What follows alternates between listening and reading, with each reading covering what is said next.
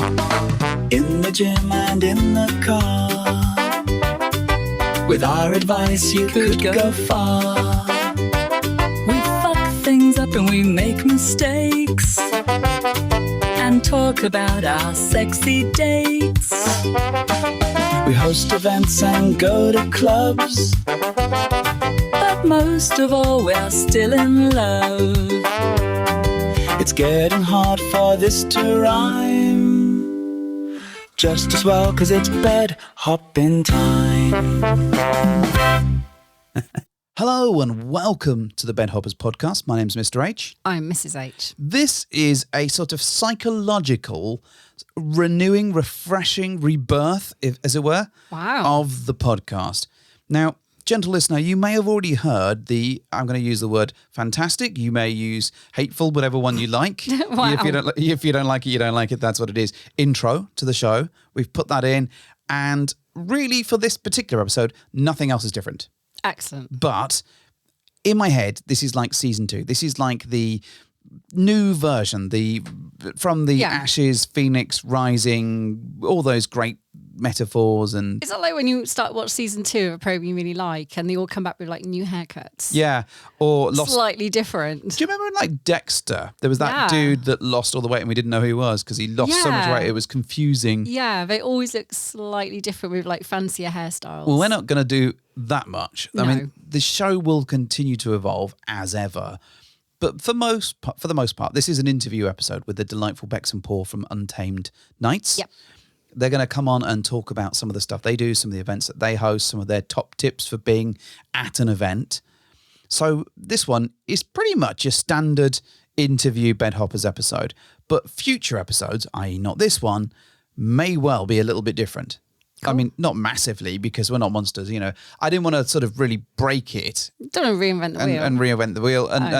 But I did want refine to... it. Yeah, just like tweak new haircut. it. Make it a bit nicer for us to do. Maybe nicer for you to listen to. Mm-hmm. And overall, just kind of give it a bit of a polish, you know. Yeah. Turns out you can polish a turd. And that's exactly what I've done. I have rolled Mrs. H and myself in glitter. Oh my God, don't drag me into this. And glue and then glitter. It's your poop analogy. Well, there we go. So we're going to play an interview in just a moment. In terms of stuff that's going on, I think, you know, this is quite a long interview. We're not going to drag out too much stuff, but we do have an event in Bristol that's pretty much sold out coming up in June. When? What date? 20th. There we go. If you want to come along to that, reach out to us or any of the people that we're working with. Yeah. We've mentioned it before. Just give us a yell and we'll be happy to pick up happy to offer you some There's not many tickets left though. Yeah. So be quick. And when I say offer, I mean sell you some. Yes, That's exactly pretty much what I mean. But it is going to be a fun event and I'm looking forward to that one. That's in the near future. We've been up to lots of nice, fun, sexy things. Yeah. All of the sexy, fun things and just fun things and also sexy things. But I also had Doomluggy. You've not been that well. But no. I'm better now. You're better now. You can almost get through a whole 3-minute intro without coughing, almost, as we found out on take 3 or 4 of this particular. Well, you've got another 4 seconds. No, we're past the 3-minute mark. Yay, we made it. I am better. Anyways, we're going to play the thing for you. We hope you enjoy the interview. We hope you find that there's plenty to learn from it and plenty to get your teeth into in terms of getting known Bex and Paul, who are delightful guests. If you want to reach out to them, they give their details, I think, at the end of the episode. Yeah, I think there's that. Look out for some hopefully new music towards the end of the show as well. We're going to chuck that in for you. And then we'll be back again soon with like some new stuff, not just an interview. I mean, I love the interviews and I really wanted to make the most of having Bex and Paul in our podcast room. But there's going to be some new stuff that's going to be coming soon. I don't know what it is yet. I mean, I've plotted and planned a little bit. It's going to be amazing. Whatever it is. Well, it may well be acceptable and may keep you listening. So anyway, let's play the thing. Hope you enjoy it. We've got something that's just for you. Holy shit, it's an interview. So I'm pleased to welcome 2 amazing, delightful, fantastic guests to the show. And they're not just me and you, right, wife? Right. Are you sure? You're not Yep, convinced? yep, Are you no, with me? Are convinced, you on yeah. this crusade? You told me to be quiet because I was drinking wine. Well, yes, but I'm glad that you've announced it and told everyone. So now it's like a pointless, fruitless effort It where wouldn't be everyone. me. Yeah. Oh, what are we drinking this week? No, we're not doing that. I'm never doing that. That is No. like we did that ages ago. Now it's just we're not even doing what we're watching anymore. But for the record, I'm drinking wine. Oh, that's nice. Okay. Well, welcome, Bex and Paul. Thank you for joining us. Thank you. Thank you for having us. There we go. You can talk now. It's fine. You can feel free to join in. This is a conversation. Hopefully, this is what we're going to do. I appreciate I've gone into podcast voice, which is weird for some people, and they get a bit freaked out by it. Fine. Don't have to do it in bed, though. Sorry, what? What? So Stop doing it in bed. So I'm doing it in bed. And I kind of feel like I shouldn't be drinking the espresso martini as well. But Well, you know, I mean, we should just. announcing yourself as Mr. H when you're in bed with me. It's the way I high five you afterward and say thank you for hopping onto my cock that gets really. H has arrived. Yeah, maybe that should be my new catchphrase at the end of No, everything. please don't. Mr. H has arrived. High fives for all. No, no. It's better than I am Lord of Fucktown, I Terrible suppose. So it is an idea. upgrade Don't from do that. it. So, we've invited you on because mostly we think that you might be awesome people to talk to. We hope. Who told you that? You did. You It was- did. Yeah, when we spoke to you, we were like, hey, we'd be good guests. We can definitely provide quality content for at least 35 to They may have had a 45 few minutes, drinks by maybe that even an point. hour. I don't know. Second? Maybe, yeah. We'll see how it goes. But also, we think that you might be subject matter experts. Oh, That's a very worky phrase, isn't it? Oh. Next, we'll be talking about Teams calls and Copilot. I mean, we've been around for a bit, and we Hey, steady on. and do we get around a bit? I don't know. I don't know if we can say that, but yeah, we've definitely been around for a bit. Yeah, we have. I mean, given the context of the podcast, it's probably okay to say that you have been around a bit and been around for a bit.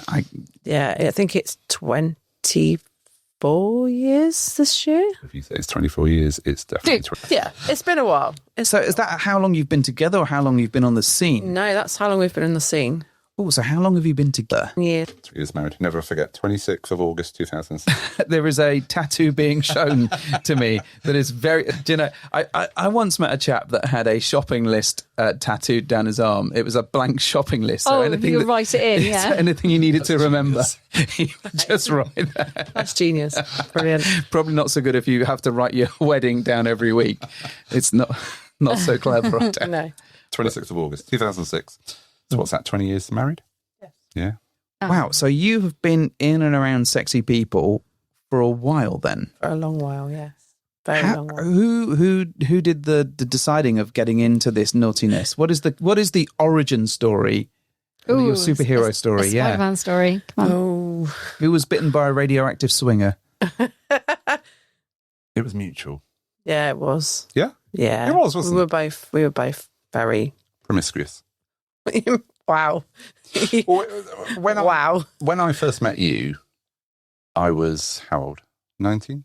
Yes. 18, 19. Well, I knew you were 18, but officially you were 19. I was 17. I was 18 and I had been seeing a 49-year-old at that point. Okay. So Wow, there's a 31-year kind of cougar thing going on there. So I was thinking, what on earth is she doing with someone who's 19? I know. So even at an early age here, we were both kind of adventurous. Yeah. Yes. Good word. And it really was mutual. It was. Yeah. I think I'm going to take the bull by the horns. I maybe suggested it, but I Yeah. suggested a threesome with another guy, didn't I? You did. And you didn't say no. Thank you very much. And that was him. And we went from there. Yeah. No, that's very true. Yeah. But I think we both, we quite early on, we were like, we figured out that we were each other's person, but the idea of just being with each other forever wasn't kind of where we were at, was it? No, absolutely not. Well, as we'll find out as we go along, I'm quite sure. So you brought up this idea just about the same time that everyone else brought up the idea because it was pretty much mutual, right? Yep. Mm-hmm. And the first thing was a threesome with another guy. Yeah. That was our first encounter. So Wow. Yeah, which went disastrously wrong. which is fine because things do. But it was yeah. So we kind of hopped online. We lived in Cornwall at that point, didn't we? Yeah, we thought we were a bit weird, didn't we, as well? Because we were like, are we the only people that do this kind of stuff? And it wasn't really widely discussed, or it wasn't out there like it is now. It is easier now. Much easier. Yeah, and that's one of the reasons we do the things that we do now to make it more accessible to people. But 24 years ago in Cornwall, it was harder. harder. I mean, finding Wi-Fi in Cornwall 24 years ago was difficult. Running water and electric. Yeah, well, I didn't want to be quite that it's that fine. mean. As we've already discussed this evening, I'm originally from Plymouth, so I'm on the Devon side of that border, but I'm fully aware of some of the challenges in Cornwall. But looking at the West Country at the moment, I mean, there's not a massive amount going on there. No, there isn't. I mean, from a lifestyle perspective, I'm sure people are living their lives and have jobs, and I've got family down that way, but... And Yeah. pasties. And pasties, obviously, yes. Yes. Yeah. I fucking love a good pasty.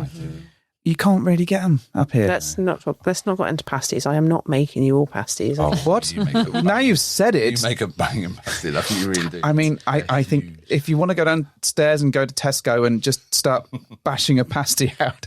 They might be ready by Easter Sunday if you're lucky. Bashing a pasty out. Bashing a pasty out, euphemism? yeah. What are you doing bashing a pasty out? Is that- Just arrived? Is that a phrase for having anal sex with someone from Cornwall, bashing a pasty out? Is that what we say in Cornwall? Bashing a pasty out.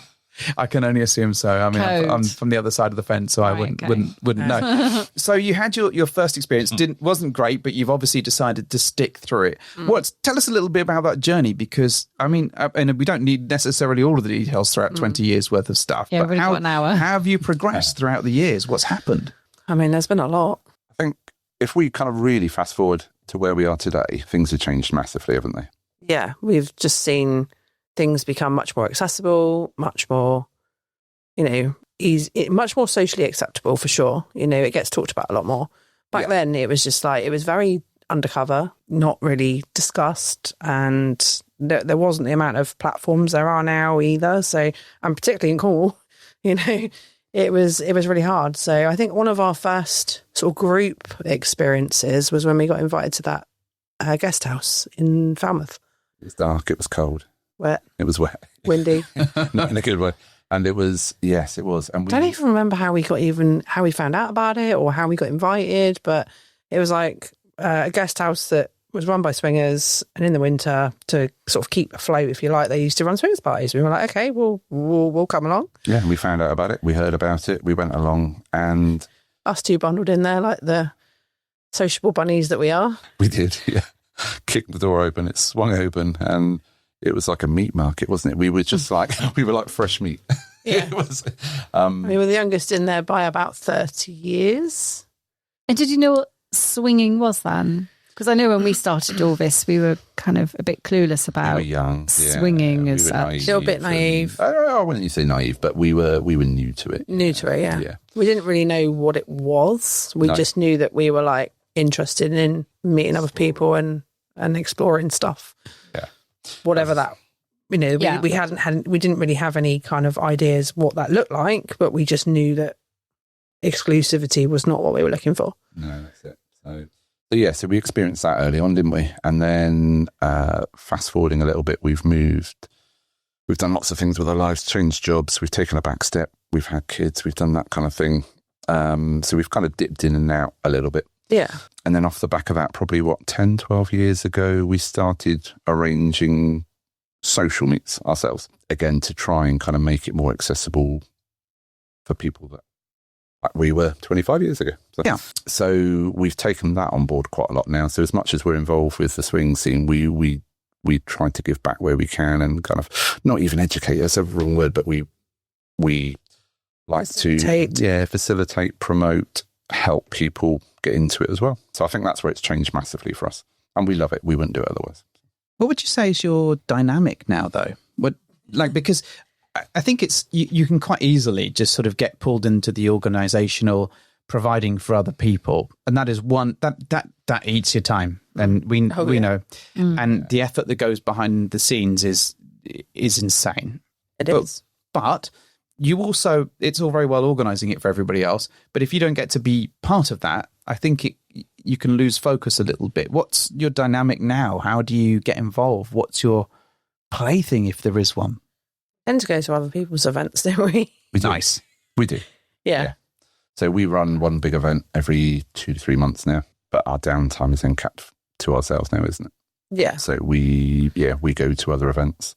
Or we arrange meets with people that we've met that we really like, to get to know better, and we'll, Yeah. go out for dinner, or we go to their house, or I'd say they come to us, but that's not exactly But what do you easy. prefer? Do you prefer that more intimate side of things, or do you prefer the club? Or I like a really good mix of the two, to be fair. okay, Yeah, I like a bit of both. Tis the spice of life and all that shit. yeah. I must admit, I prefer the club kind of scene, but I mean, you guys. I mean, what do you guys do? So I think for us, we tend to go with, I think we've talked about this a lot recently. I think clubs are a little bit difficult for us. I think we're not great at going, this is who we like and this is who we want to connect with, particularly on a night. So if we go to a club... And let's go on holiday.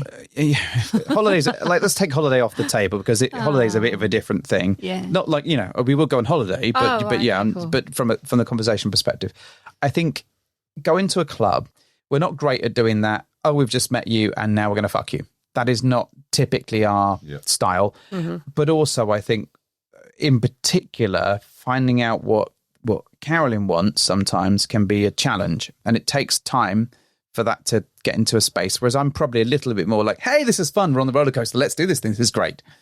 So it tends to work a lot better for us if we meet people at a club, get to know them a little bit, and then go, right, we will set up a chat group. We will get to know you. And then we'll probably have like a dinner with you and get to know you better.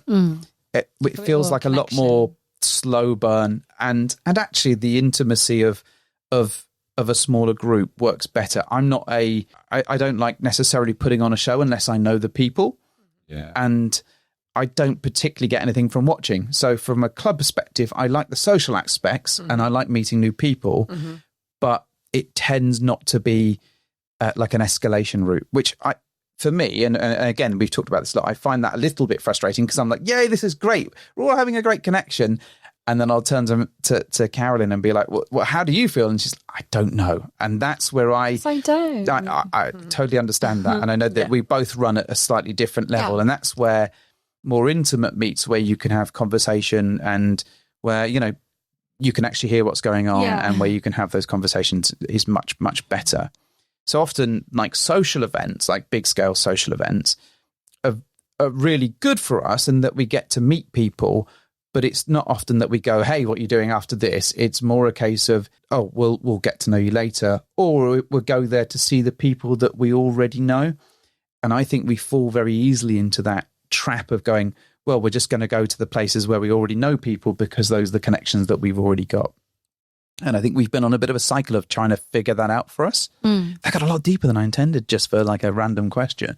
Oh, but it's you. but it is me. I think that's just been a bit about. I think we've met lots of people that some people seem to be able to turn up and they can just go. Yeah, that's not the space that we inhabit. As much as I might get a little bit envious of that, and I think that's partly because I think it's like I like the thrill of the meeting people and that roller coaster of going, oh, this is great, and we're all bundling into a thing and we're all having a journey and an adventure, and this is great, and wow, wasn't that great? But I'm often 25 steps ahead of where I probably should be when it comes to being within the group. Is that fair? Yeah, I like to probably build a bit more of a connection, not with a view to just like dating someone and getting to know them really intimately, but I want to be able to at least have a conversation and like know them on a bit more of a cerebral level, I think, rather than just jumping into playmat. I think you're very much like that as well, aren't you, Bex? You're very much about a little bit slower, a little bit more connection, go back, meet somebody, go out for a drink and kind of build it. Yeah. Not that I haven't done the crazy shit. Like, I mean, when we go back to the days when we went to, what was that club we went to? Was it? It was VA. It was VA. When we went to VA for the very first time, we met that couple. Neither of us had it was a random night out. I know what you're talking about. We met the couple. We played with them. They drove us back to our hotel in their Porsche. At 2 o'clock in the morning with the roof down and the rain. It was a bizarre night. They dropped us off. We got out of the car. They drove off, and we both looked at each other and went, "Do you know what their names were?" No idea. No. So we have done the random. Yeah, we have. Crazy stuff. But yeah, I'm definitely more about having that kind of bit more of a connection. I think I'm just not, what's the word, mechanical, where you can just do whatever it is, sexually. I need to have some kind of physical and mental. Yeah, physical and mental definitely. connection. You not so much. What are you trying to say? No, I'm just being honest. Okay. It's true, though. Spur of the moment guy. Yeah, sometimes. So it's an interesting one because I know that I'm fussy and I know that I like that connection, but I suspect I work through that connection at an accelerated rate compared to my lovely wife here. And I think that's where I'm like, oh, I'm already on this journey and I'm like, is this working? But also I know if it's not working quite quickly. Whereas I think for you, wife, everyone is a no until they are a yes. Oh my God. And that process can take you time. Brutal. But is true, right? Little Is that bit. fair? Sometimes. There have been some instant connections, but these not as many. These are few and far between. It's interesting because we're going to an event soon. We probably, by the time this comes out, we'll have been to that event, and we were having a bit of a chat about it. And I said, "Well, so who do you like going to that event?"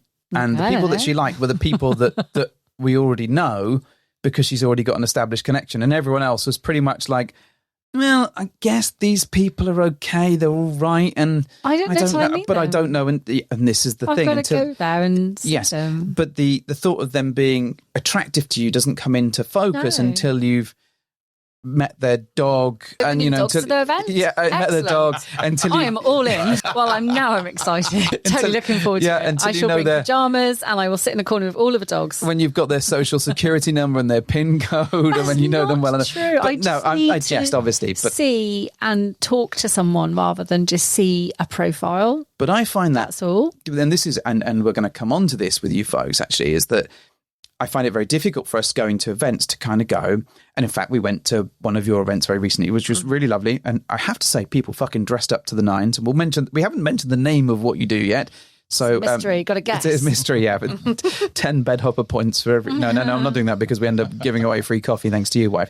But we went to the event and we were like, well, we don't know that many people there because we just haven't encountered that crowd. So some of them we knew.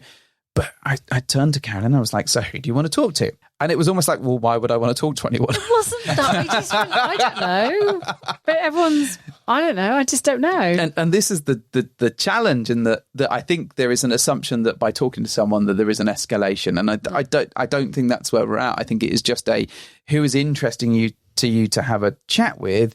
I'm not suggesting that it moves on with. Beyond that, Yeah. And I think as a result, we kind of default to the who do we know? So let's talk to the people that we already know that are there. And if those people, for example, aren't people that we have a sexy relationship with, then that is where that sort of stops. Yeah. So, but it was a fascinating thing for us because we had a chat halfway through. I'm like, literally, so like all these people around, who do you want to talk to? And she was like, well, there's no one that I want to, like, I don't know if I want to talk to. And I said, well, what about finding someone new that you've not spoken to before? And we had this great little moment. We were at the little bar there. And I was chatting to her, and this couple walked up to the bar. And she literally turns and she says about 6 words to them. I said hello to them. Yeah. People I didn't know. Yeah.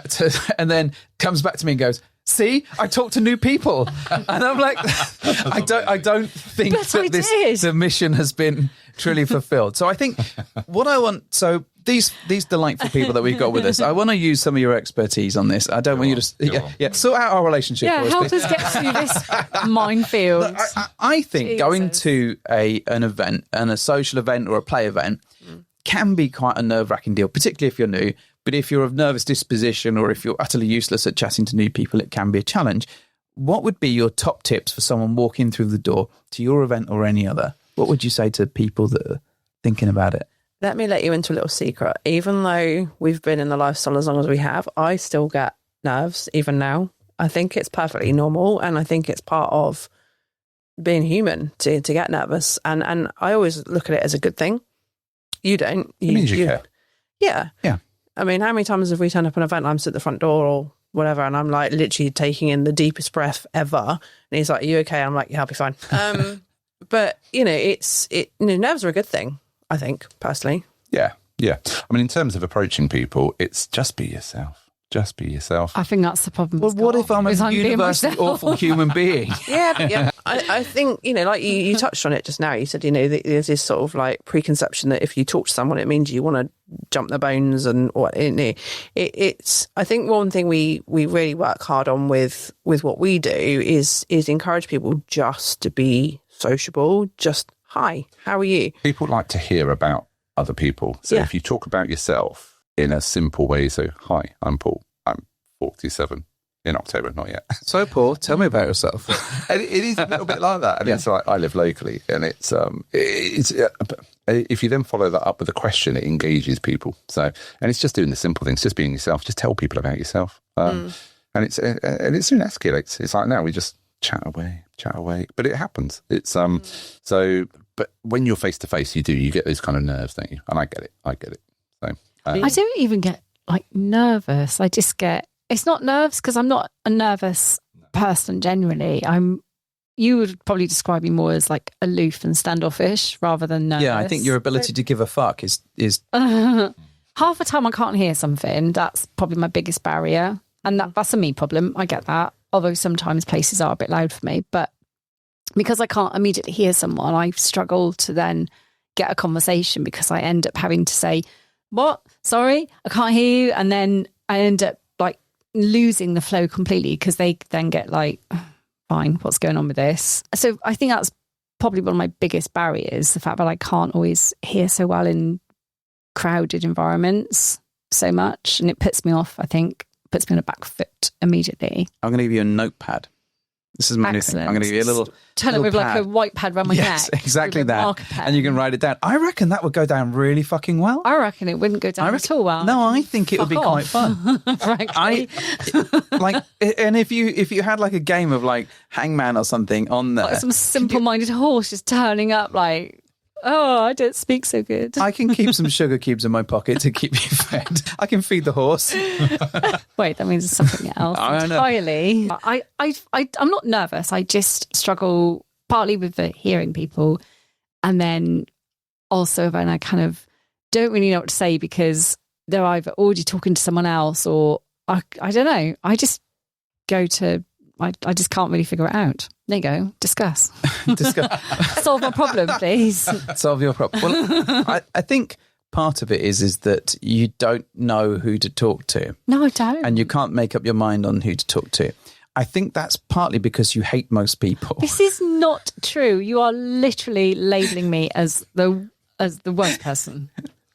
You're not the worst person. Oh, okay. Just close to. No, because there's like child murderers and all sorts of things out there in life. Thanks. Probably not an event, so I wouldn't. Number 3 on my list. Right? Yeah. But I think there is that you don't know who to talk to, and I think there is an assumption from you that you need to find them attractive. But actually, what we found is that you don't find people attractive until you've got an established relationship with them, which lies in that sort of chicken and egg situation. If you don't talk to anyone, then you don't find anyone attractive. And if you don't, some people attractive, I really do. Occasionally, this is where also before an event as well, where you'll find with a lot of organisers or some organisers, they'll set up a chat group. Yeah. And I like that. I like that because it does give you that little bit of an insight into who you like, who you don't like. It's not based on a physical thing; it's based on their personalities. And you can combine the two. So when you eventually do go to an event, you kind of know a little bit about them, and it's I like that. The only difficulty I found with that is, and this is not with everybody, but sometimes people are very confident behind a screen. Yeah.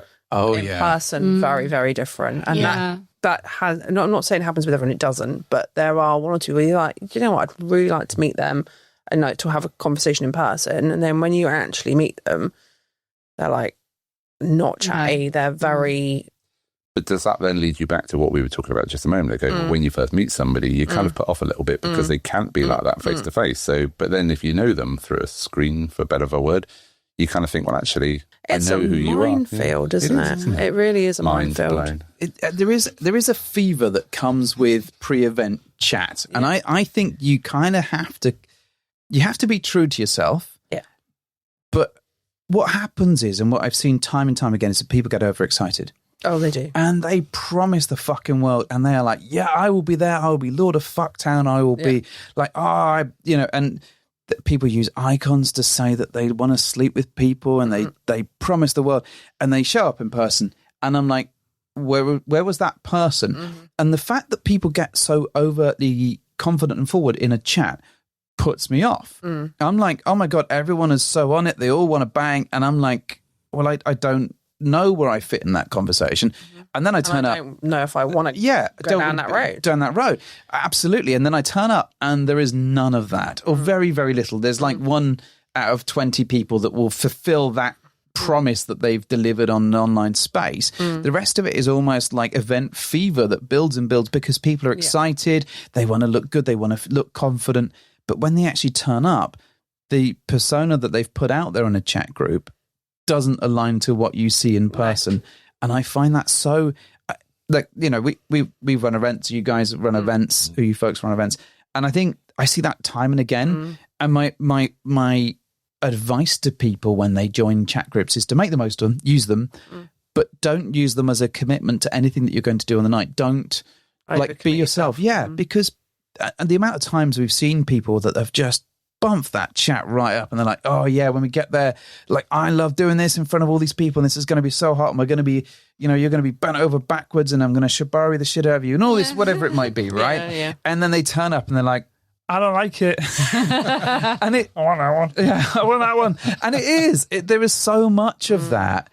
And it's when you meet people face to face that the tone is different. And until you meet someone face to face, frankly, it's hard to make a decision. You can go like visually or personality wise, the person that I've met online is attractive to me. But you have to do some due diligence and meet them face to face and then verify that because it's such a difference in those scopes. And I think that's what we found. Like I know that Carolyn doesn't like the chats particularly. I don't have time for all the chats, but I don't think it's a time thing. I think it is really? I think it is I don't like them thing.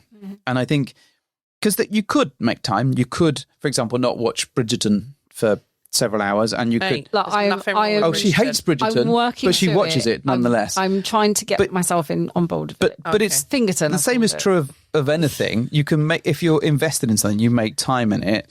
But but I don't think you want to do that. I think for you it feels a little bit, let's use the word base, particularly if it gets sexy and it dials up in that space. It's not my habitat of choice, no. Whereas I like it because it gives me, even if it's not a completely accurate view of it, it gives me some a snapshot. Yeah, I get that. And it's actually quite a good ruling out measure. Oh yeah, like more than who I like, it is more about who I don't like, which is probably an awful thing to say.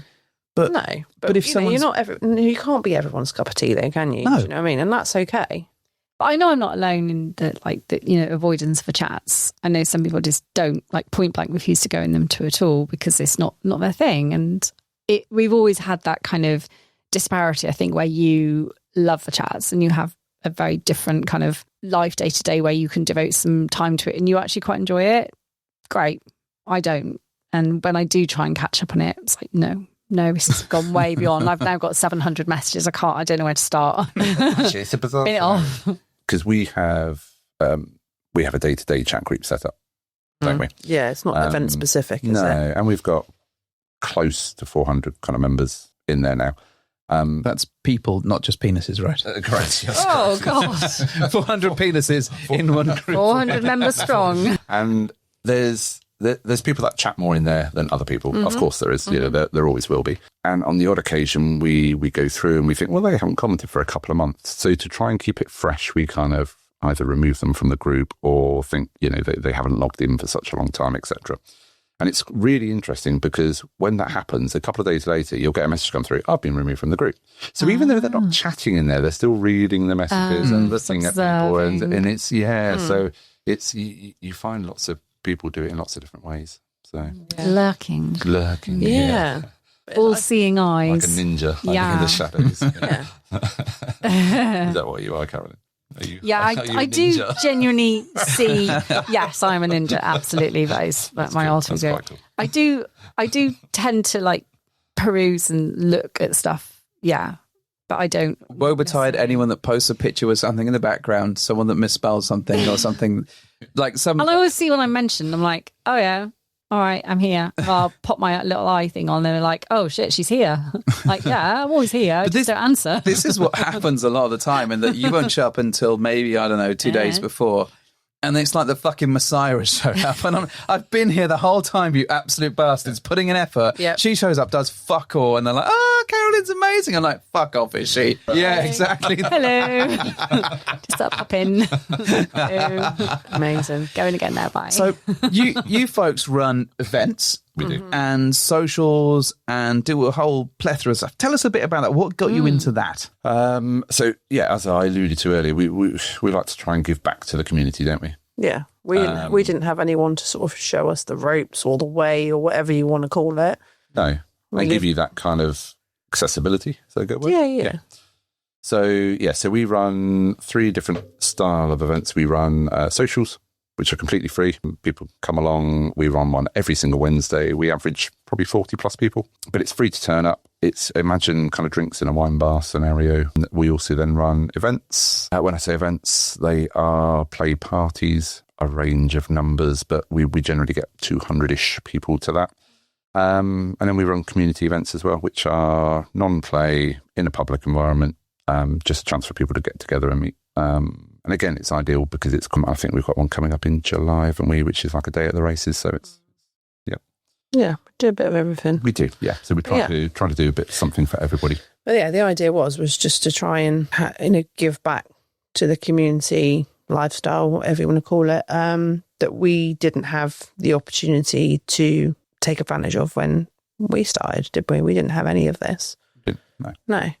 So it was our way of giving back. I think the whole giving back thing is really important because, like, without it, I remember when we started that we didn't find much around, and we went to. There wasn't much around. No, and there wasn't a lot of information that you could, and it certainly wasn't like a Channel 4 TV thing that you could just seek out. So actually finding that was really challenging. Also, we didn't get. And I'm slightly disappointed that we didn't get like a Yoda couple, like the couple that teaches you the ropes. Like I've written Yoda couple there, as you can see, like, in 900 years, you won't look as good. You want, and it wasn't just a reason to do the impression, but I think that having someone there that you can turn to and ask those questions is really important. I think, and particularly with like socials, for new people going, the chance to just not only to meet people, but to go, how the fuck do you do this? How the fuck do you navigate this stuff? Or I've been feeling this. How do you do it? Is so vital. Yeah, we do. We get kind of questions like that quite a lot, don't we? And it's from all angles. We've generally got an answer. I mean, simple questions like people say, well, once you've spoken to somebody for quite a while, how do you invite them to kind of play? How do you do that? Do you just ask them? And on that subject, we've got a simple little thing that we do, don't we? Yeah. We kind of, if we're speaking to somebody, we'll kind of like nod at each other. It was like, yeah, do you like each other? Yeah, okay, yeah, right. And then we'll give them the opportunity to decline. So what we'll generally say is, kind of Bex and I are going to go off to a playroom in 10 minutes. So we're just going to go and grab a drink. So you're more than welcome to join us if you want. And then kind of leave them there.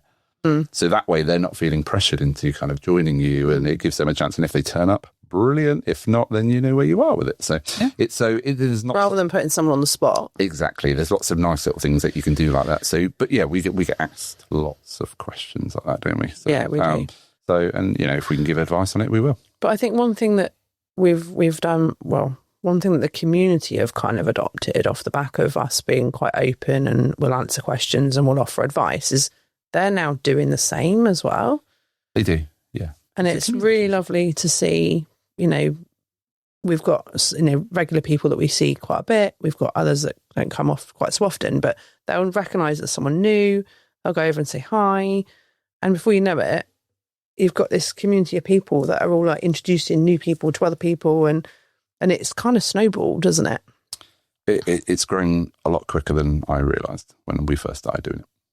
I think the thing for me that I can still look at and go, wow, was we wanted to do events, we wanted to give that to the community. I didn't realise that this would be where it ended up. I didn't expect that. That's the one thing I keep looking at and just going, holy cow. How do we end up with an amazing group of people that all look out for one another? We're really fortunate. A lot of single women come to our events, which is amazing. And you'll have like the couples keeping an eye out for the single girls, making sure they're safe, checking in with them throughout the night. And even some of the single guys that we know really, really well will be also checking in on the single girls, making sure they're okay. That's the kind of thing that we never saw coming. And it's just so lovely to see there's a community of people out there that all look out for one another. I think that's the bit that that surprised us doing this is that you end up with a community and they all help each other and police each other as well, and they'll call out the shit. And I think that's critical. And then before you know it, you've got people going, oh, I'm going here for this night. Who else is around? Let's meet up with this. And before you know it, it just spirals and spirals and spirals. And people will offer advice. They'll come to you for advice. And it just becomes a really nice way of, because I think this is a really fun thing to do with your partner if you get it, if you get it in the right way, right? I love the fact that in all these communities, you end up seeing these little pockets of expertise pop up where you'll end up having little dedicated channels, because there's always someone who's got some knowledge about, I don't know, we've got a menopause thing in ours, and there's someone who loves pets, and there's always something where there's always a pets corner. You've got to have a pets corner. But I love that there's always someone there who's going to help someone else out who's got something they can resonate with, like the menopause thing, like really massively lifted off, because there's so many women out there who want to talk about something and have some support network. So this naturally curates that little group of not people who are necessarily medical professionals, but people who can just help each other and share advice and best practice. And that's lovely to see. It's, I think the other thing supportive that doesn't surprise me, but has been really interesting, is like the support for the single guys who often in the bad rap. They do get, and sometimes with good reason. Good reason, yeah. But there's a lot of good but ones. There are a lot of good ones out there. And I think if you get the right ones in your community, or even if you don't, there is a sort of educational process that sort of happens. And it's almost like they start to self-regulate. And then once they learn that trick, will self-regulate with other people as well. Yeah. Or they'll just use that as going to be a good single guy out there, and then they go out into the world and start changing that perception of how things can work. And I love that about these little communities that form. I also love the crossover. I love the fact that you can go, oh, we're going to go to this event because we know it's a good one, and we can do that, and we don't have to work, and vice versa. But also we can go, oh, like we're doing this at the weekend. What are you folks doing? You could go to that event as well. It's a safe one, and we recommend this. And then you start to build all these separate little communities that can exchange and cross. And I like the people that exist in those ones. And particularly with certain names, right? Some people have like superhero names. The superhero names you can't help but recognize sometimes. Sometimes it's just like Curious Couple 708 or whatever. I don't know who they are, but you know what I mean? It's that sort of bullshit. But other people have very recognizable names. Yeah. And when someone mentions one of those names within the community, you go, oh, them. I know them. They've been to this one and we've seen them at that one. And actually you start to recognize that all those groups that they inhabit are safe, healthy groups. And that means, I think that's so important. But equally, I think it works the other way as well. Because, you know, when you encounter someone who may not be quite so, what's the right word? Reliable, that's okay. We can. They're a bit of a cunt. Let's say they're a bit of a cunt. Okay, you can say that. C-bombs. No, but I think you're right. There is a. I know, and that could be a couple. You know, I mean, we've encountered couples, single ladies and single guys that are, you know, have displayed unacceptable behaviour, and before you know it, that's kind of like something that the community like to share amongst themselves. You know, we met them. This happened. You know, don't go there. I think that's really, really helpful, because you can't really do that on the sites. There's not, and I think that would be a difficult situation if you could give someone the thumbs down on a yeah. And you can read between the lines on like verifications, like, oh, we met this person, they are a human, and you're like, oh, this is not a good review. There is no thought process into it. But I think it would like, can you imagine if you could do a thumbs down, like a fuck advisor or whatever you want to call it? Yes. You could be like, this person is an awful human being. Do not go near them. And no it just stars. pops up on their profile. Yeah. But I think we'd all be terrified. It would be like a Black Mirror episode where we're just rating people constantly. But I think what I love about the community is you know, people do generally look out for each other. Yes. And I think that's you know, great, whether that's, you know, with regards to other people they meet or other events that they've been to or whatever. It's, you know, people do share stuff, which I think is incredible. Do you know what I'm going to do? I'm going to throw a negative in there. Oh, go on. I know. You harlot. It's not even time for my Room 101 question, but all right. One of the things I'm a big advocate of at the moment, though, and it's one thing I'm just going to throw out there. It's breakfast, isn't it? No. I love breakfast. For whatever reason, it just seems like the UK is quite divided a little bit, though. There seems to be lots of different platforms where somebody says, oh, you go to their events, so you can't come to our events. And you go, oh, you know them. So actually, we won't go to that event. So there's actually a reverse side of that. And one thing I really want to do at the moment is just bring everybody together. Yeah, that's You're in a tough call. You're in a community where everybody is supposed to be body positive, Sex encouraging, positive, raising people up. It's which we do. We hear that a lot, and we hear the success stories, and that's brilliant. But there also seems to be this little bit of a divide at the moment where everybody just seems to be. I just think a lot more people could work together. So I love the idea, but I'm also all of the communities with the crossover. Let's cross over. Yeah. And I think that's like if there was just one app that did everything and did it well, and we could all be on that, like a universal remote control. But also, I'm conscious, like throughout history. Have we decided on one religion? Have we decided on one government? Can we stay in the EU? All this stuff, it just... In an ideal world, it would be amazing. Yeah. It really would. It really would. But the reality of it is, can it actually work? But also, if you had one, just imagine, right? There's one app, right? In our utopian swinger fantasy world, right? We're all on the app. Right. What's it called? I don't know. There's something Transformers related, like Swingatron Prime or something. Swingatron Prime. That's not awful. That's fine. I'm on board. But what happens if you get a bad rating on, like, say there is the ability to kind of like verify, and someone says within that community that you, sir, are a dick or you behave badly on that. How do you ever come back from that? And is it important that people are able to come back, or is it once they've been marked, they are forever tarnished with that brush? That's true. I think it does very much depend on what you've done, because we all have off days, don't get me wrong, not be in the right social mood, that kind of thing, but, if you've crossed lines that you shouldn't cross in this lifestyle, then I think it'd be very hard to come back with something like that.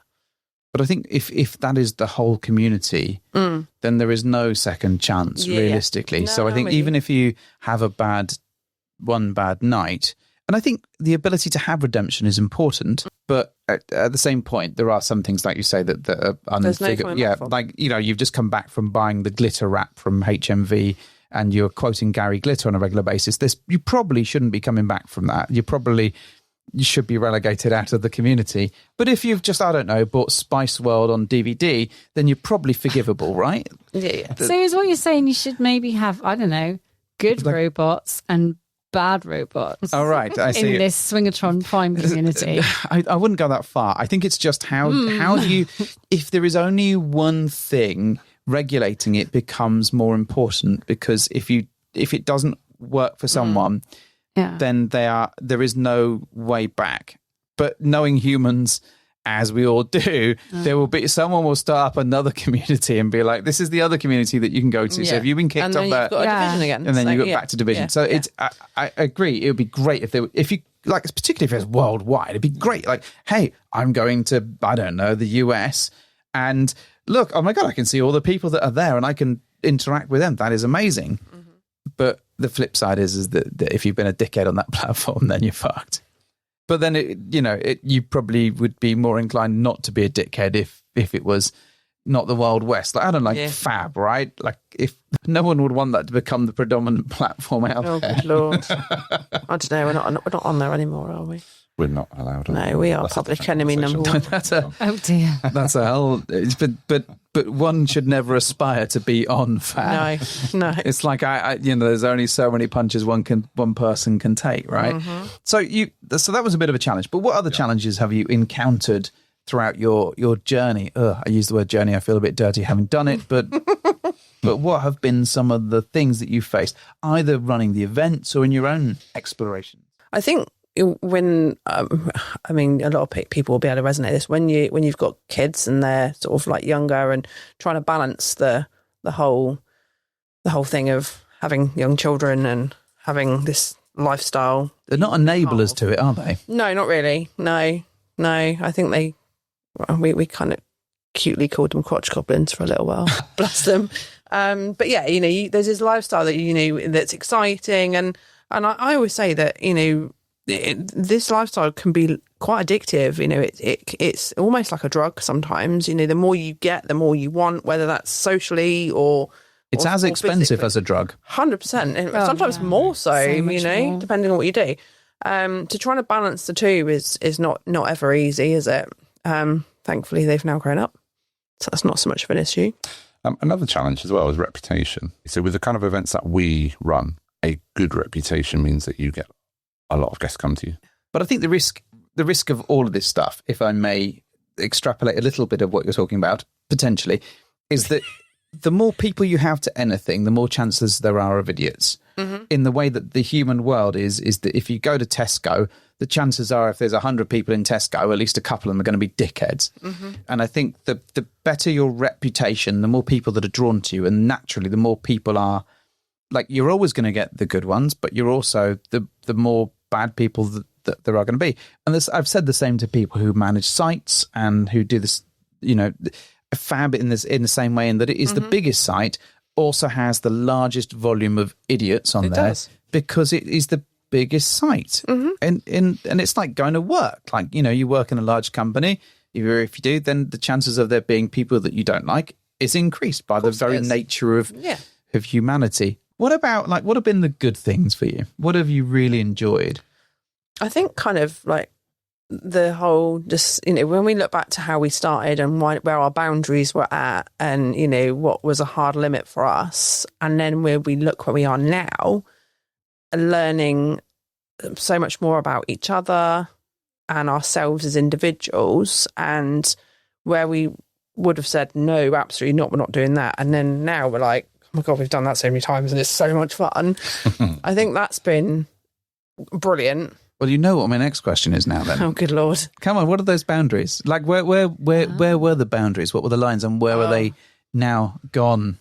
I mean, back then it was same room, no kissing. You did a no kissing? Oh. Yeah, but we will judge. We will judge. No, 20 minutes. That lasted 20 minutes. Okay. It lasted 20 minutes. Weird now. Whereas now you can last more than 20 minutes just kissing, right? Yeah. Yeah, we had same room, no kissing. What was one of the other ones? I mean, we were practically nuns. No, we weren't. No, we weren't. Nuns are known for their kissing, obviously. Also, actually, I mean, when we first started out, I was kind of like, I'm not bi.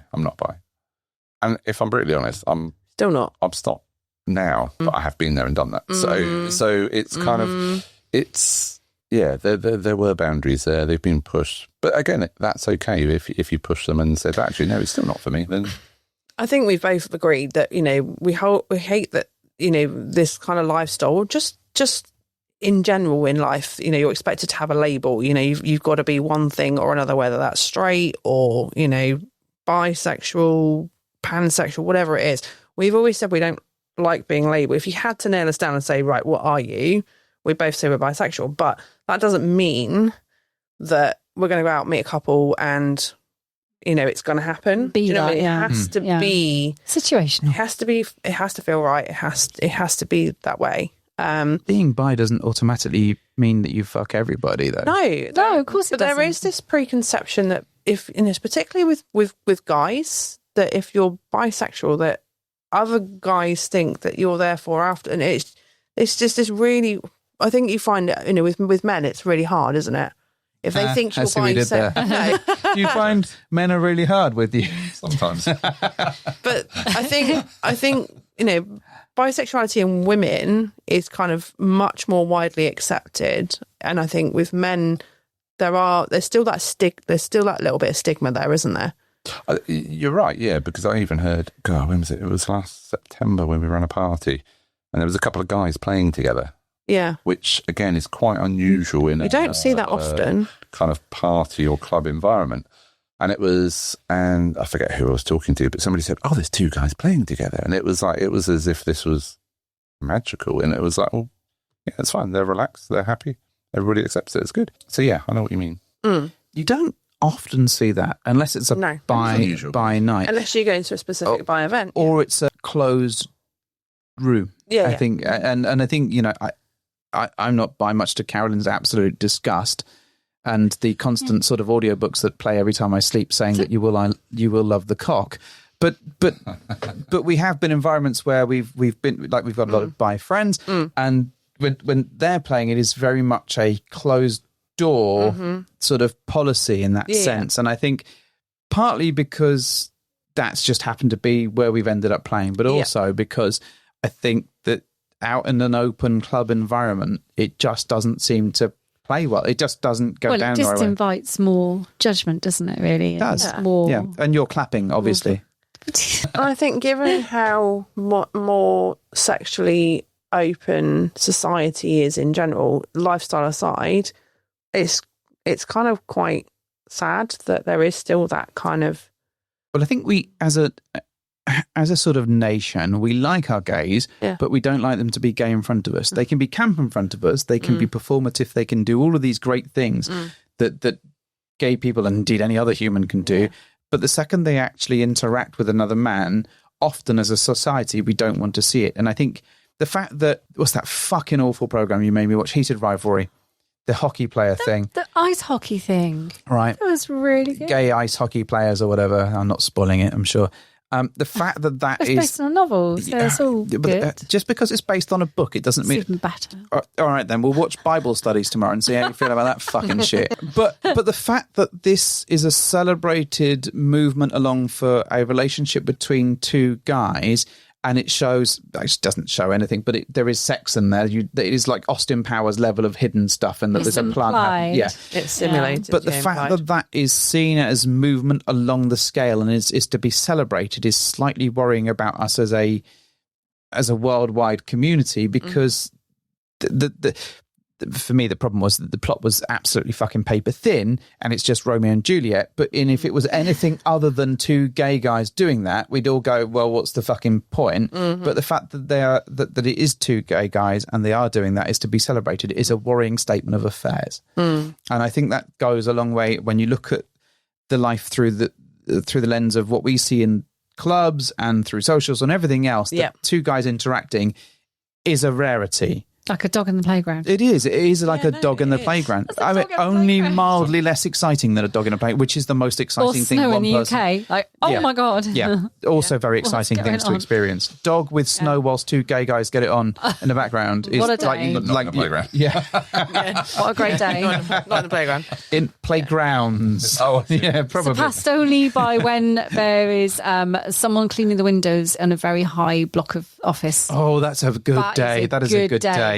When you're on like the 7th floor and there's a guy cleaning the windows, you're Also, like, there's someone there on like an abseiling thing and he's cleaning the windows, and everyone goes to look. if it's like a World Food Day in an office where you that's know that always- they're going to be doing it's like, I don't know, it was like St. Patrick's Day. There were spice bags, Irish spice bags available Did you at have lunch. one? I didn't. The queue was fucking out the door. But that was lucky. exciting for the office. Says a lot about where I work, probably. But That's it's like what I mean. that level Everyone of excitement. gets like, oh my God, what a great day. Someone cleaning the windows on the 7th floor. Whilst having a spice bag and some It's dogs are snowing. outside Dogs and in some the gay guys are getting it on. Best day ebbs.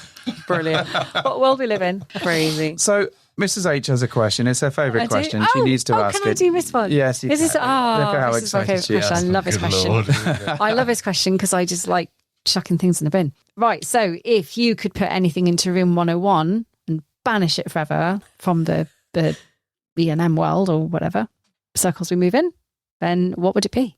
And you get both get one vote. Get one each. Oh, good question. Football. Football. Football, is that Sorry. Oh, I'm 100% with you. Swinging. And there was football on. What? Yeah. Oh yeah, I can No, get there the is bin. actually a story there. Yeah. I can actually get the Please bin. tell us the story. Yeah. We won't mention the club because that's not fair. No, No. Okay. but it was simply that simple, wasn't it? Yeah. Simply that simple. In the couples room of all places. It was. as well. Yeah, Oh no. we went to a club. It was our first time there. We went to the couples room, and they literally had football on the TV. No. It was bizarre. So you're putting football Yeah, football. in 100% all day room long. 101 Can't stand it. or sports stuff being televised in sexy environments maybe? Is it okay to watch the Olympics in a sex club? Because I don't think you'd be allowed to put football as it stands into room 101? I Because would. a lot of people I like. 100%. I would. I mean, I would too. I would ban it. But Actually. a lot of people probably do like it. Yeah. You probably need to justify it. Yeah, so but you asked me what I would put in. Yeah, play that's one. I that's agree. fair. I agree. Yeah. I mean, I'm happy to lay it in. Yeah. All right, Okay. go on then. What What about you? are you going to put in there? High heels. That's controversial. High heels. Did you suffer a horrible injury I don't. as a result of high heels? Are you about to bin my entire shoe collection? Oh no! I don't see the point in them. Because, okay, so People fall over in them a lot. Yes. I will justify why they're going into room 101. So if you're in a wet area within a club, so like You shouldn't be wearing shoes. you shouldn't be wearing. That's what I'm saying. You shouldn't be wearing high heels. Women do. Oh. Yeah, No, I've they- seen Well, it it's on happen. them, isn't it? Silly. If you're dressed down in a club, generally men won't necessarily wear some kind of shoe. They won't have flats. They won't have Sliders. sand. And Hate have them. sliders, but Sliders, Some hate them. don't. So you've also then got. I also the- don't want like part of Verucas or whatever on my less sexy than All no day sliders. feet. Yeah, sorry. You can't wear them on beds. You can't wear them on. No, it's true. People sofas always say because don't they do rip it, yeah. The leather, Yeah. etc. So why bother with them? Crocs all round then. I got Pokemon Crocs. They'd be I think also quite happily. Surprise me. No. being hobbit sized, if you've got a woman of normal size and they put high heels on, it makes it more difficult for me. I need a stepladder to make out with them, which is like, Plus, you fall over in them so much. especially when you push them, dear, it's fucking awful. There's always stairs in clubs. You fall down High heels are those. sexy and they can If be you very had a big few cars. drinks, out, Inappropriate yeah. high heels, then. That's it, yeah. There we go. Tall high heels, awkward to walk in, okay for 10 minutes, give you good calves. Other than that, I don't see the point in them. Stick in a room on a while. We're in beds. Yeah. Not They're great in bad. wet areas. But holes in men's feet, they're just not good. So I'm out. Wow.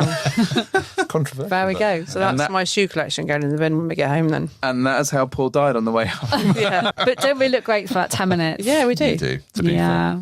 Yeah. So, what I'd like to know is what would be your ideal date? With other people? Or? Yeah, with other people, Oh. like as a couple, or so we've not explored whether that's solo or whether that's different people or together. But what, like in your head, you've got an opportunity to go out on probably a social date. What does it feel like? What does it look like? How does it go?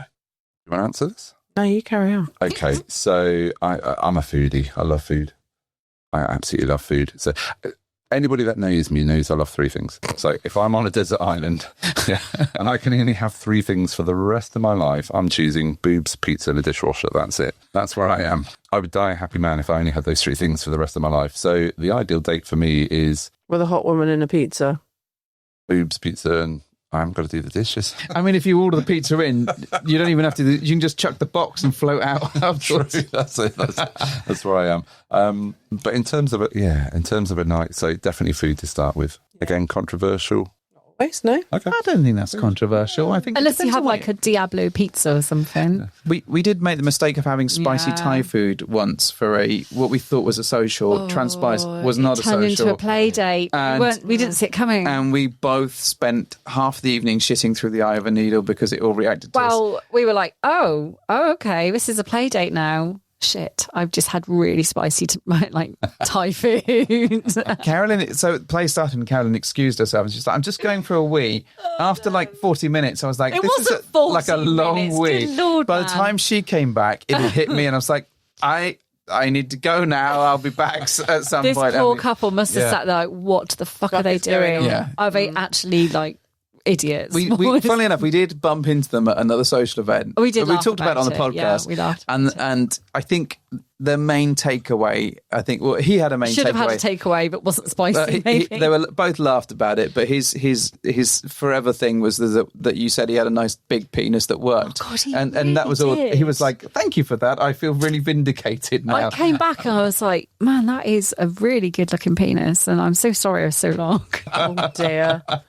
We did redeem ourselves a little bit. But We turned at out that was least about it it. goes to show you can navigate even like the weirdest situations. You know, just be honest. Like we're all human. Things happen. Well, we weren't honest. We didn't come back through and going, "We have just." I both think they been figured shitting it out. Through the eye I of a think needle. they figured it out. Yeah. If I'm honest.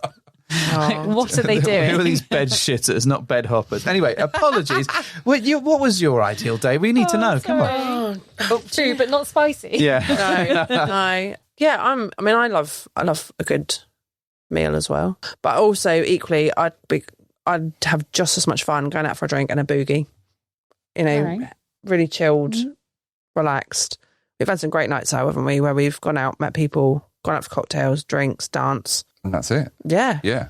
I mean, that's as good as anything sometimes. Yeah, 100%. Yeah. That would be ideal. Because I love music as well. So, You're dancing. yeah, you're eating I'm pizza. eating pizza. Yeah. That's it. Wow, okay. Some boobs turn up. Some boobs set up. Moved that up. Yeah. And a You're very dishwasher. easy to Yeah. please then, both of you. That's, yeah. Yeah, that might work. Sounds That sounds absolutely pretty good, works. to be We're saying fair. no fun, though. We're saying no fun, aren't we? Oh, shut up. Or are we? Shut up. I mean, When have you ever known that to happen? What's been on our kind of thing for the last God knows how many years? When is a social not a social? The amount of socials we've gone on, we go, I'll get in at 4 a.m. So, We never go out with expectations, just to put that out there. No. Because we're not like that. But yeah, I don't know. I think Shit happens. if there's one thing I've learned with this community is that even if there is no naughtiness on the table for whatever reason, the ability for swingers to do the scars that they've got, the funny stories that they've got, the ability to talk is incredible, and you hear the best stories. And I love that moment, like in Jaws, where they get their legs out onto the table. And this is when a shark bit me back in whatever, and this is such and such, you broke my heart. I love that bit about it, and I think Sharing your war wounds. and all the rest of it. all that stuff. And I think that camaraderie that leads into a fun night is just, even if nothing happens at the back end of that, probably not the best phrase to use, it is still a fantastic shared experience that you've been through. I mean, I think some of our most fun nights out with people from the lifestyle, and I'm going to go back to the days of T&J, not mention any names. I mean, we used to spend how many nights at theirs making cocktails, having a laugh, playing badminton naked in their back garden, running around the field under the moonlight, and she pissed on your hand. For some reason, you decided to. That's a real shortened version of that story, but yes. But we've just had the most random nights with people in the lifestyle that have not necessarily ended up, in anything naughty, but you can just relax, be yourselves, and just have the best time. Sometimes the pathway to naughtiness is the most random thing as well. And I love that. And I think, especially when you've got friends that you've connected with and you know that you can get to that end destination at some point, but how you get there doesn't really matter. And I know that we've been to, like, we've had adventures in Brighton and various other places, but the reason I say Brighton is because I remember we went to the pier. You sat on a fucking one of those riding horses that have been doing the GIF rounds with AI recently. There was been some hilarious moments where that's happened. We've ended up in bars that no one knew about and all this kind of stuff. And it all just tumbles out. And you kind of go, fuck me, actually, as a good adventure story that you can tell people at work about. It's amazing. But the fact that naughtiness happened at the end of whatever is a absolute bonus. Never expect it, but if it happens. In fact, the times you don't expect it is when the best stuff happens. 100%. I Yeah. was just about to say that. Yeah. It really does. 50-50 for us. Because it takes the pressure off everything. If you go out going, nothing's happening tonight, in fact, not even going to shave. There you go, said it. Like, oh, okay. Maybe I will, just in case. I think that's an untruth. If you go to a social like that where you think that you have any vague inkling of a chance there is a prep that goes on. You wear, I don't know, comfy underwear then. All right. Rather than the super sexy underwear. But you don't wear the underwear with the holes in it. You just wear comfy. No, just in case you get run over. Or mismatch, like a big. Yeah, you just wear a white brown. good underwear, but not not best. Underwear. Not getting laid underwear. But I'm not embarrassed to be wearing it underwear, right? If someone had to cut my clothes off in an emergency, they'd be like, good underwear. What sort of emergencies are you going under where people have to cut your clothes off? We never know. We've got to have sex with her in the next 2 minutes, folks. Quick, get the scissors. Got to close off. Yeah, got to close up. Might get stuck on a So horse fucking or lazy. something, She doesn't even or take her clothes off anymore. This is the stuck in a problem. car, or just something might happen. You might set fire to your clothes. Who knows? Right. So, next question, moving swiftly onwards. Do you have a question for us that you would like to ask us that we can answer in short time, probably? I'm doing the reverse. So you deserted on a desert island. The top 3 things go. Go on. What 3 things are you taking on the desert island with you for the rest of your life? Don't overthink it. My dog. Yeah, brilliant. I'm assuming my wife is already there. Fine, that's the second thing. Well, I was assuming that. Obviously, I want to be on a desert island with you. Jesus. It's your desert island trio. You can have whoever or whatever. Whatever I want. Surely one of your Transformers. No, and they're like, how is that going to help me on a desert island? Fiddle It with doesn't it, need to. transform If you want it, to, you transform have it back again, transform it. So after those 10 Endless minutes, fun. it's like less fun. Go on, you can think of a couple while I'm. You're on your third one. Come on. Oh, I don't. I mean, I'm taking a dishwasher and there's no electric. Don't overthink it. Yes, I just couldn't live without my dishwasher. Probably a ukulele to irritate both the dog and the wife. Perfect. The wife, the dog. I'm and definitely the not going on this island with him. I would probably need a game, like probably Pokemon, because I don't just need Pokemon Pokemon. What if there are no poker stops on the Doesn't matter. He said don't overthink it. Yeah. There's- Love the fact she's got access to the game, and yet there never is a poker stop. where's that he ever going to get his appears. endless supply of fairy dishwasher tablets? Doesn't say, does Dishwasher it? tablets. Perfect. For the yes. dishwasher on the island that has no We'll electricity. yell over. Oi, do you need any dishwasher tablets over on your island? No, I've got boobs and pizza on fire. I've got no electricity. Doesn't matter. The song Do you of want the me to play you a next song? one. Yeah. Do you want my dog for half an hour? Pokemon Go, dishwasher I need tablets. sexy time. Babysit the dog for I mean, I'm not taking dishwasher tablets. They're your islands. Oh, to be okay. clear, I'm not taking them on my island because there's no reason to. I'm going to say pyjamas because I just think I'd be comfy. Yeah. Nice, think I I'd like just like it. to be Oh, comfy you in love your pyjamas. I jammies. do like pyjamas. That's Just my something dog's I be fault. comfy in. While you're thinking, I think that pajamas is one of the things that why you like relationships with other people. Like rather than meeting them straight away and doing naughty times, true, I the do. develop relationships. We can go, should we just all go back to ours and wear pajamas? Like just sit in the duvet, it'll be fine. We can just chill out. And like if sexy times happen, it's great. Karen's like, yes, fucking pajamas. So if someone turns up, like our mutual friend that we were talking about earlier, whose name will be nameless, but we'll know that we're talking about. Yes. I've already dropped her name in the last podcast. She doesn't need any more recognition, but she will turn up with pajamas knowing that Carolyn also enjoys the pajamas. So it is now a thing. Yeah. So hopefully that gave you an extra 30 seconds. Yeah, I mean, am I a pet's assumed or can we take a pet? I've had to take Whatever the you dog. You want. don't have a, you know. Or I'll take one of the cats then. Uh, Well, I can't have both because that'd be 4 items. Do we come as a duo? no. In case, One lives, one dies. Whichever one you Wow. take, the other one dies. That's gone dark for it. that's got really dark. Which cat are you getting rid Which of? one you I know which one she'll kill. I know. Or maybe I'll just, I don't know, take some cheese then. Cheese. Amazing. Trappers cheese. Just chat And cheese. nothing else but that pajamas and cheese, and that's that it. That's what you need. What else do you need? Well, I'm Do you happy. got one more? Oh. Wine? I don't know, vibrator. I'll do. Ooh. Or maybe something that doesn't need batteries and a USB No, charger. you're overthinking it. Still is good. Something to do. You said Why Pokemon, not? didn't you? I did say Oh, Pokemon. Pokemon, yeah.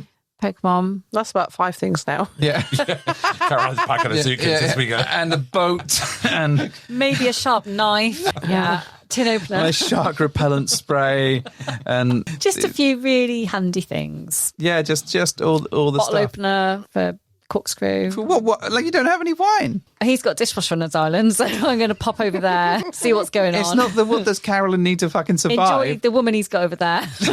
And the Great pizza. question. It's a great question. Endless supply of pizza You he's didn't got. say which woman it is. We might have to Doesn't divvy you up, matter. dear. It's Doesn't matter. Right, I've whose got- turn is it to got have dildo Carolyn as this well. week? Brilliant. Love it. It's fine. It's fine. Pajamas. Wonderful. And on that note, we're all off to a desert island. Yeah. So Right. I want to say a huge thank you for coming onto the show. It's been really fucking lovely chatting to you and having a nice evening. What I will say is that we haven't mentioned your events. We But haven't we're mentioned where to gonna find you, now. but we're going to do Oh, that. yeah. You can talk all about those. So Yeah. you've got like whatever time that you need to promote whatever it is that you do, where people can find you, how they get in touch with you, all of that good stuff.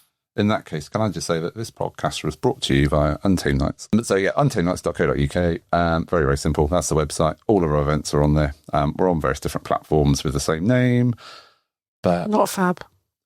not fab. No, let's not go there. But untamednights.co.uk. And Insta. On Insta, yeah, same name. Untamed Nights, Bournemouth. Yeah. Um, And you'll find us in Bournemouth, mainly. You will, which is where we're located. We travel around the country. We do events in other places, but It's our home. that's our home, yes. There's nothing like doing an event near where you live to be able to get Really home. handy, isn't Okay. it? Makes life so much easier. Like as much as I love going to different cities and going, hey, you know what? Let's go to Birmingham and let's do an event there.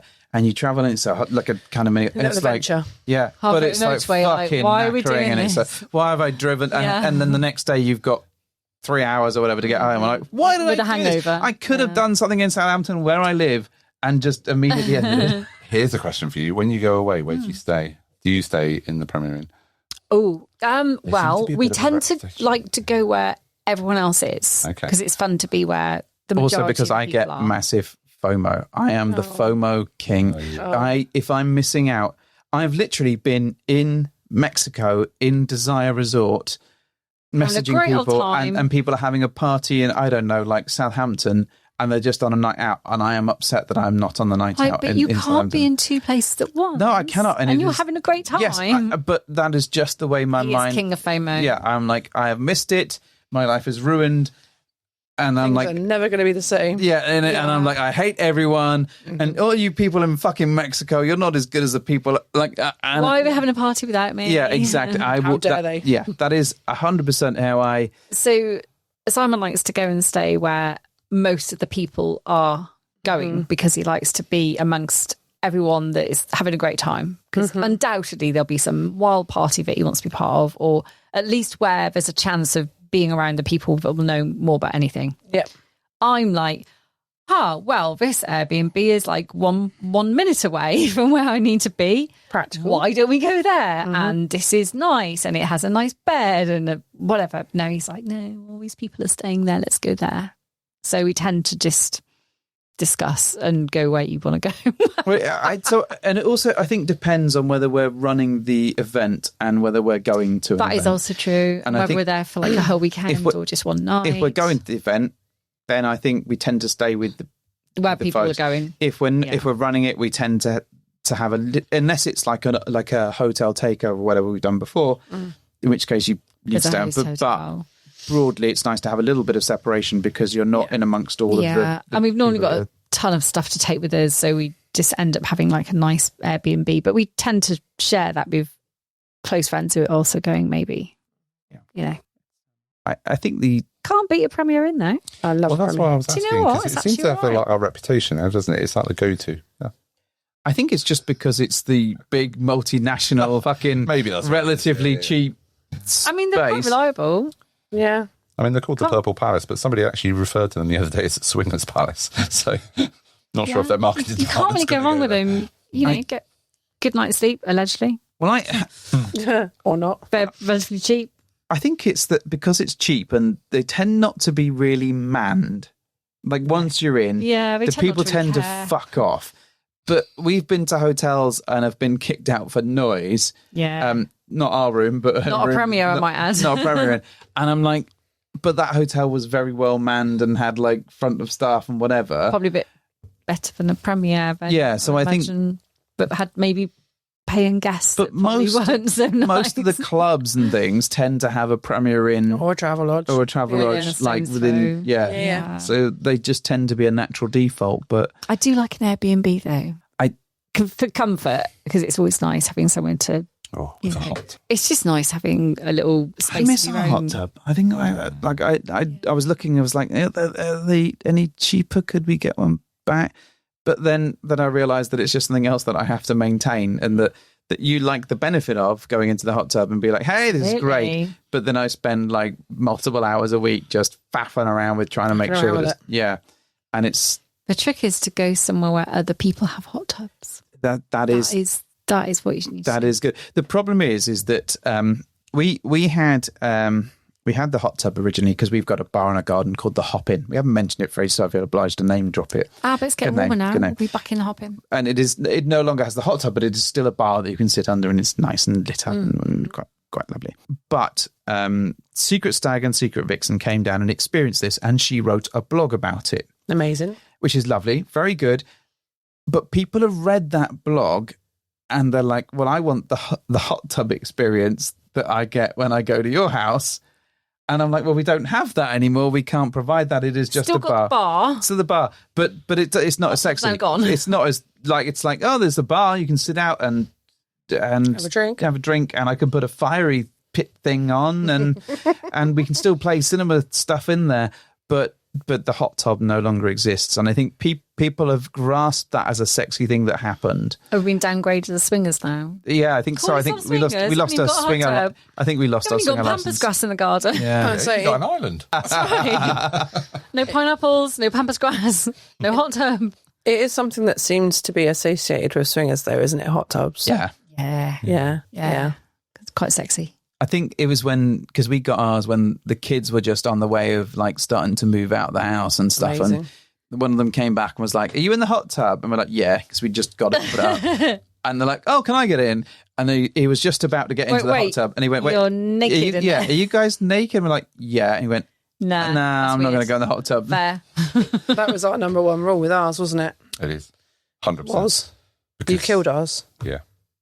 Wrong story. Wrong story. Your number one rule was kill the hot tub or be naked in the hot tub? No, be naked in the hot tub. So Yeah. Because it feels so weird being in like. Not only that, it screws your filter up. It does. It screws your filter up because of all the soap in your costumes and whatever. So you get the detergent come out of it. And Yeah. it's It's boring. Don't milky talk about and- Yeah, no, don't. Yeah. Don't go there. But yes, so our neighbours, because we are relatively able to look to where we are, we're told if you don't want to see Paul's bollocks, don't look over the fence.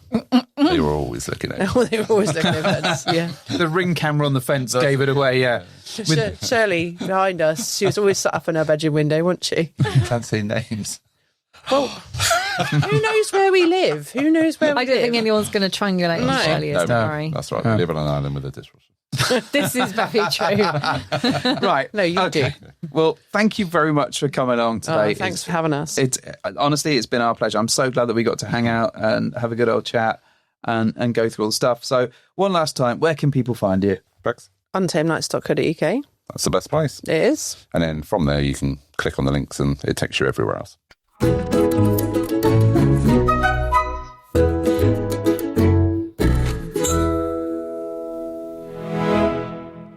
So I just want to say a huge, huge thank you to Bex and Paul for coming along to the show, for coming to our house, for having dinner with us, for buying us drinks. It was all very nice. It was all very, very lovely, and they were delightful guests. I'd recommend that you check out their events, give them a look, see what they're up to, see if you fancy it. Anything you'd add, wife? I'm guessing, what would you do if you're stranded on a desert island with them? No, let's not go back to that. No. Let's just close this thing down. Mrs. H, give us the first proper, like this is like... Is it the same as the old one? Yeah, it's exactly the same. Thank you for hopping to our new bed. Into our new bed? Into our new bed. Oh, Yeah, we okay. got a new bed a while ago. Yeah. But you can do one. Just go for it. Go and do All right, one. Okay. Well, thank you for hopping into our bed.